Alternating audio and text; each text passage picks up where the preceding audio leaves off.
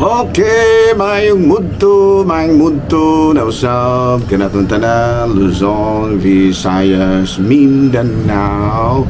Mayong mudto Philippines, may mudto world, may mudto universe. Sana na punta mga higala nila nga itong tulumanon sa kahanginan CONA Catechesis on Air o ako lang gihapon kini yung ubos nga alagad Reverendo Padre Edwin Academia Akap. Abino adlaw na usab karon nga unsa man tanong adlaw Sabado unsa man tanong Pizza 23. Okay, no? Pizza 23 tarong nga higala ay di mo kasipya, no? Ako din na nagkamot kung dili ko masipya kaya kaning buingoy na ng mga tao nga recorded earlier ning ato ang programa kay naulahiman nga diana. Boy na mga higala, no? So recorded ang adlaw karon nga Sabado, Pizza 23 na kini sa bulan sa Agosto. Hapit na yung mahigalang November, September, no? Bare month na yun. Kumusta na mga higala? Hinaot kita nga ana kitang tanan sa Kapiskay sa Panlawas. Walay ubo, walay hilanat, walay sipon, walay kanang labad sa ulo, walay sakit sa tiyan, walay pangatul-katul, yun na, no? Apa na ginhawa pa, no? Ayaw yung kalimot pag ginhawa, ha? Nagitawag sa salida sa drama sa radyo sa una nga ginhawa delfin. Ayan, no? Hala, no? May munto na kanatong tanan medyo Sabado karon, so naginautang may higala nga ang mga ginangs panimalay ng laban na, nakapanglaban na, o gingamanusab, nakapanghay-hay na, o ang mga amahan, of course, nakatulog trabaho na ginag. May mga bata, tabangin po ninyo na inyong mga ginikana, no? Kaya from Monday to Friday, trabaho, nang-eskwela man mo, muna nga panahon sa Sabado, inyo sigurong papahuwayon po si mama siguro. No? Mga bata nga, imbis tabangan si mama nagsige ra maghihapon in town sa internet, no? Sige ra maghihapon og kining yampungad ni anang inyong internet, no? Mayingon nga doon na ko'y estudyante mahigala gisikihan na mag-ingon nga focus good mo sa inyong pag-eskwela. Jesus kay lain man o gipukusan ang cellphone man o nagsigig dula sa cellphone mo gipukusan. Wala nga dugay kay nag-graduate mahigala. Pero ting dugayang nag-graduate na lamang ni mga kauban siya pastilan abot o karusa dugay ito mo graduate ni bataan na. So nala, no, padayon ta mga higala sa ato ang mga buhatono ni ining kabunturan ko na intimbayaw og mayong munto sa mga akong classmate, no? Si Padre Obing Masyon dina sa Sikihor, si Padre Dami Hirames dina sa kining Himalalod, ug si Padre Tonton Arnaiz diha mismo sa kining Batinghil. Mga buutan na akong classmate mga higala, no? Matulog og sa dili buutan gini sila. Dili gini ingon nga buutan rag matulog, kung dili matulog og sa dili buutan gini sila. No, di ba budi, no? Nala, no, are na ta mga higala sa ato nga unsa may ato ang balita karon. Diyan mga higala, no? CBCP News, Our Lady of Aranzazo diha dapit sa may San Mateo Rizal, formal na nga nadeklara isip usa ka national shrine.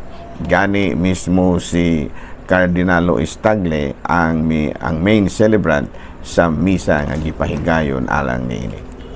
Balita mga higala gikan sa Vatican, Pope Leo XIV giauhag ang mga moral theologians nga sundon gyud ang panig-ingnan ni San Alfonso de Ligore. Abay na mahigala kini si San Alfonso de Ligore, mao ni siya ang founder sa mga Redemptorists. So, bago pa ni siya nga nagsaulog sa ilahang fiesta. Hala, no? Mayong mudto na kan natong tanan. Okay. Ari na ta mahigala sa ato ang Saint of the Day. Boy no mahigala ang atong Saint of the Day karon, walay lain kung dili sa birthday sa akong classmate. si Rosedale, no? Ako dahil nga timbaya no happy birthday ang akong classmates, friends forever. No, amot asa na sa nagiron si Kwan, si kining Rosedale Noel, no? Ang matud pa akong akong amigo hangtod sa kahangturan. Ayan, no? Muna gitawag friends forever. Ayan, no? Abino birthday na eron in town sa ako ang classmate si Santa Rosa, si Father Rose del Noel, no? Unya natao kini si Santa Rosa de Lima ni antong 1586, namatay ni antong 1617. Actually may katsila ni si Santa Rosa de Lima. Unya nagplano malagi in town kini nga mosulod sa kumbinto kini si Santa Rosa. Hesus kay di man musugot ang iyahang mga ginikanan. Muna nga naghimo-himo na lang po din taon siya o kinibitaw ang iyahang monasteryo. Nagpamembro siya sa Third Order St. Dominic. O niya naamalagi ni sila balay nga patsada. Iyang gihimo nga kuan kanang balay alang sa mga homeless children nga yatiman. Homeless children. O niya the elderly and the sick. Unya begging, kung Ginoo ko, begging of social beginning of social services in Peru.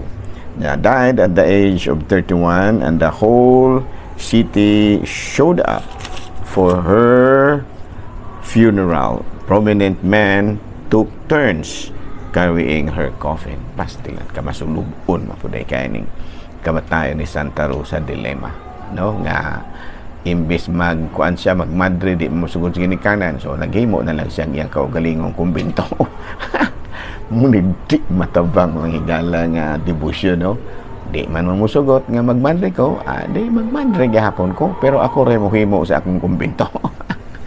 Unya daw na po siya apostolate nga iyang atimanon ang mga bata nga wala na yung tao ipunuyanan, mga masakiton o mga tigulang. Pagkamatay gud niya, tibuok lungsod, tibuok syudad sa Lima, Peru, nagsubo o gani ang mga prominente nga mga tao sa mga lugar mo nagpuli-puli og aswat sa iyahang lungon. Yan, no? Nahala, no? May munto na kanatuntanan mga higala, sondo na to ni si ang panigigna ni Santa Rosa de Lima. Okay, no?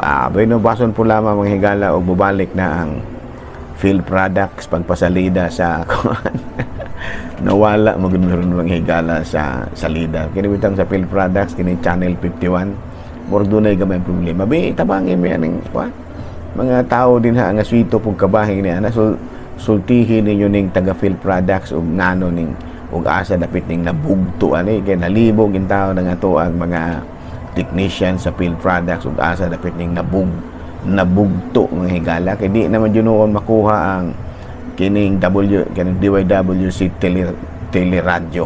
Wala naman noon mi. Nga ako ganahan ta kay ko ito kay at least naapunta sa TV. Hinoon karon na ara magyapon with Facebook. Ayan, no? Mas ganahan jud ko na teleradyo ba. Kay mo ay daghan po gaay utang mahimong kailang. Hala, no? May mudto na kanatong tanan mga higala. Niwang ugma sa tambok o baniwang tigo batanon o tigulang o sana tambok o niwang tigulang o batanon. Yan, no?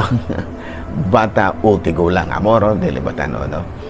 Matambang muto ka na tuntanan tambok o baniwang bata o tigulang.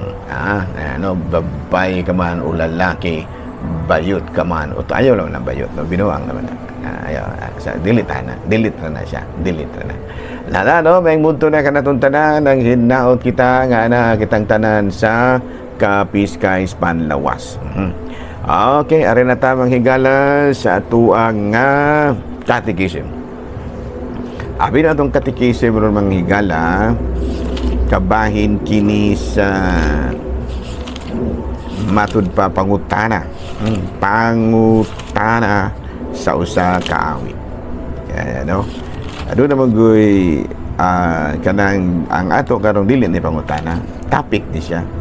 The importance of religion in the society. Ayan, no? What is the importance of religion in the society? Importante kaya ning religion mahigala, no? Nga naman It can provide social cohesion and shared values in a society. So Bisaya pa na may gala, makahatag kini siya og katilingbanong panagiusa ug matud pa magkabaton sila og matud pa kinaiya nga makaayo alang sa tanan. Makabat ug maka-provide og panagiusa diha sa katilingban ug mga kiyas nga dako kayo ikatabang alang sa katilingban. Mga hiyas ba, mga hiyas yan, nung binisayon para murag nagkapuliki magkung bininisaya ato lang balikon the importance of religion in a country is it can provide social cohesion and shared values in a society. Ayan, binisaya pa na makahatag kini siya kahumpong sa katilingban ug ingon sa mag-ambitay sa mga maayong kinaiya diha sa katilingban. Mag-inambitay, sharing ba? Sharing. Abi aray kitang hisgutan na ito ginagmay, pasabot ini mga higala nga kanang social social cohesion o panagiusa. Of course, maghisgot na malaman tag panagiusa. Kaya kabulong kami gala, doon na ba yung mga pipila ka mga tao nga may ingon, wala relihiyong makaluwas. Ayaw, mura mag-atong gibaliwala ang kaimportansya sa relihiyon ng kalakihan ninyo. Religion can provide social cohesion and shared values in a society. Mas ato pa makatabang ang relihiyon aron magnagiusa ang usa ka tawo, ang usa ka katilingban ug mag-inimbitay sa mga mayong hiyas alang sa katilingban. Kung mahigot kita mahigala o social cohesion, katilingbanong panagiusa, ang mga miyembro mga higala managiusa.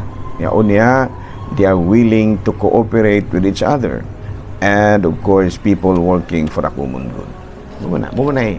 Muna usa nga managiusa ta pagbuhat og maayo alang sa tanan. Unya, kanang dili lang kay ang uban muray mo trabaho, ang uban po dili. In a society nga diin ligon kayo ang religious teachings na gina siya, So it is a challenge muna nga kita, it is always a challenge for us kay kita ra ba mahigala diri sa Pilipinas, strong kayo ang atong religiosity. Sabi na gayon sa mga Christianity kaya ang religion mahigala muna ni siya mga kining religion buti pasabot ko ani kanang Kristiyanos kanya kining mga lain-laing denomination muna siya kitawag nato sa English religious sect, SECT, religious sects. Mga sikta ba, mga sikta kita usama ta sa mga sikta kitang Katoliko pero bisan tuod kung ang relihiyon magdala unta og kinilaging kahiusahan o mag-inambitay sa mga maayong pagtulunan, ang nahitabo o mga higala din sa tuwas Pilipinas, mauna hinungdan nga nagkabahin-bahinta ang relihiyon. Nga naman, tungod kay daghan ng bukaitang mga sikta. Doon ay Katoliko, doon ay Aglipay, doon ay Iglesia ni Cristo, Sabadista, Saksi ni Jehova, dugangan pa ni ini mga fundamentalist groups. So, unsa man gyud ay mayong buhaton, of course, gipaningkamutan na sa mga kaobispuhan. Ilang gi-promote kining gitawag og unsa may ilang gi-promote nila kining gitawag og ecumenism. Nga saan to pa diha sa panagiusa bisan tuod og managlahi-lahi ta og relihiyon, kining religious sects, kining managlahi tagsikta sa relihiyon diha sa Katolikong diha sa Kristiyanos nga pagtuo, pero pwede tang managkaiusa gihapon pinaagi sa kanang gitawag na to. Number one is unity in one faith. Unsa may unity nato, unsa may pagtuo nato nga may makapahiusa ka nato, panagiusa diha ni Kristo. Ayan So muna doon ay nangutanan ako nga muna unsa man nato panagiusa, dili ta makisgot. Usahay god ang atong hisgutan mao man gud ang atong panaglahi. So managlahi gyud ta. Pero og dili lang ta makito hisgot og panaglahi, amo kahiusa ra gyud ta. Unya usa sa mga pagtulunan nato nga dili kita managlahi ang atong pagtuo kang Kristo. Bisan tuod kung lahi-lahi tag pamaagi sa pagpadayag sa atong pagtuo. Namuta no? Muna nga ang mga kaobispuhan nato no gidasig yun ang mga kitang pagkatoliko nga mo adapta ni ining ecumenism. Ang problema lang mga higala kay imbis nga dili taganahan og panagbahin-bahin, usahay doon naman gud po yung mga laing mga sikta nga gi-question ang atong mga religious practices ginamit ang Biblia. Kung dili pa lang unta gyud dili pa lamang gyud unta nila question murag tahuron ra nila ba, murag moingon ra pud sila nga sige inyo pud na amo pud ni diri atakihon man gyud, as in atakihon kana bitang ipakasayop ba ingon ni ana no. Sumuna nga aduna pud lamang tay gitukod nga grupo nga mo'y manalipod sa atong pagtuo no, kining gitawag sa English og Catholic Faith Defenders. Pero kung wala pa nunta na, so muna usahay makapabahin-bahin nato. Murang akong panawagan gyud sa atong mga brothers nga mga laing sikta nga ayaw lang magtandugan ng among mga religious practices. Total wala bitaw pud mo namo tanduga sa inyong religious practices. Di ba no? Wala ramang putaan na nila. No? Dunay uban nga muni ang inyoha. Sige ra padayon ra mo ana. Anyway, ang Ginoo ra may usaraman ka Ginoo nga tuang usaraman ka Ginoo ang atong hinungdan sa atong mga pagampo. Wala ano nga di laman ta mag-away, ha? Nilang ta mag-away, no? So muna, no? So muna kamot ra gid ta nga dili lang gid ta maton pa man nagkabangi. So usa ka butang nga dili gid ta makabangi mao nga dili lang ta managhisgot o panaglahi. Ang atong hisgutan mao ang atong panaghiusa. Usa sa pagkapahiusa kanato mao gyud kining gitawag sa English og faith in Christ. Ayan no. Diha tuo mo kuan kita ni Kristo. No gani dunay kausa mga higala nga nagkahiusa ang mga laing sikta na itong panahon bitaw sa kuan. Yan itong panahon bitaw sa unsa to? Kanang EDSA Revolution. No, EDSA Revolution, no. Kini si kuan, kini si kanhi presidente kuan Fidel Ramos. Dili to Katoliko. Kuan man dayto siya kuno kanang laing sikta ba protestante ba kahakan to. Pero nahiusa ta sa diha nga siya mismo mo imidala sa imahe sa mahal nga birhen. Sa to pa siya mismo mo inidala.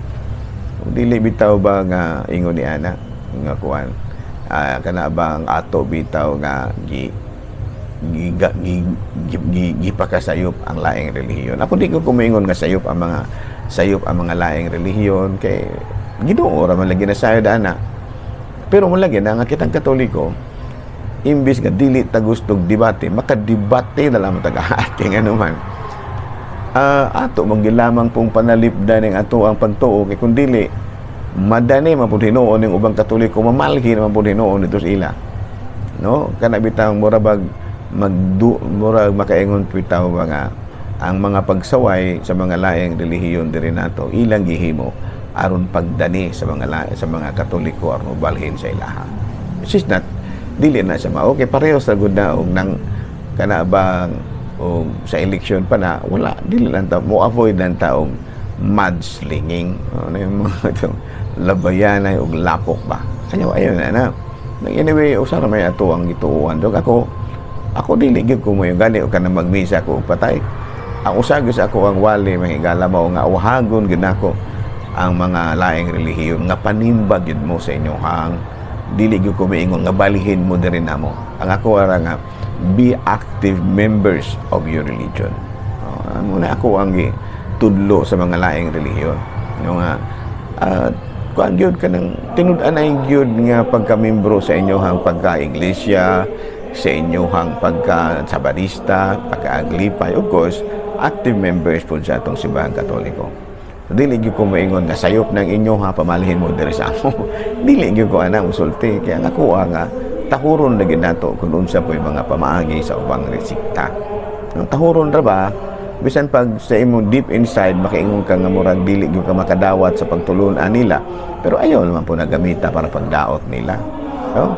yan po ganahan kay ampo na lamang ayo na gamita para dauton ang maong relihiyon nga di kaganahan para mobalihin ang mga membro diha nimo. Ana no, klaro? Muna siya gitawag na to og ecumenism. No? Pero di nila sa takutob ha. Atong balik-balikan gihapon ka ng pagtulunan na karong Lunes pohon Sabado maron. Kini gitawag na to og unity and in diversity. No? Unity in diversity. Bisan tuon kung managlahi ta og kanang managlahi ta og paagi sa pagpadayag sa atong pagtuo, pero usara ang atong gitiwa. Gituwa mo na gitawag og unity in diversity. So mga laing relihiyon na ayaw mo sige, ayaw mo gamita kanang pag matud palagi pamaagi nga muraba o makapasakit pud namo. No, doon na ko nakitaan sa kuha no, sa YouTube ani nga doon ay laing sikta ba tungod sa iyang kasuko sa mahal nga birhen. Gibuak ba Hinoo niya ning imahe sa mahal nga birhen. No, muna nga giingnan siya sa Kura Paroko. Nato sa YouTube to nakabasa ko, nakadungog ko. Giingnan siya nga kung imong kanang imong gihimo sa mahal nga birhen nga gisikaran sa maranga mo imong gisikaran ang kasing-kasing sa imong inahan. Dito ingon na ba ako dili ko wala ko nothing, wala ko kasuko sa mga laing sikta.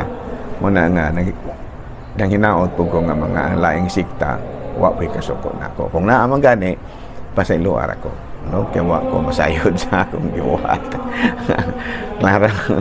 klaro na pero di nila sa takutob ha. Ako lang gihapon kini yung ubos nga alagad Reverendo Padre Edwin Academia Akab manamilit na usab kaninyo o manalangin ka na to ang Diyos ng kaigahos tanan. Amahan, Anak, Espiritu Santo. Amen.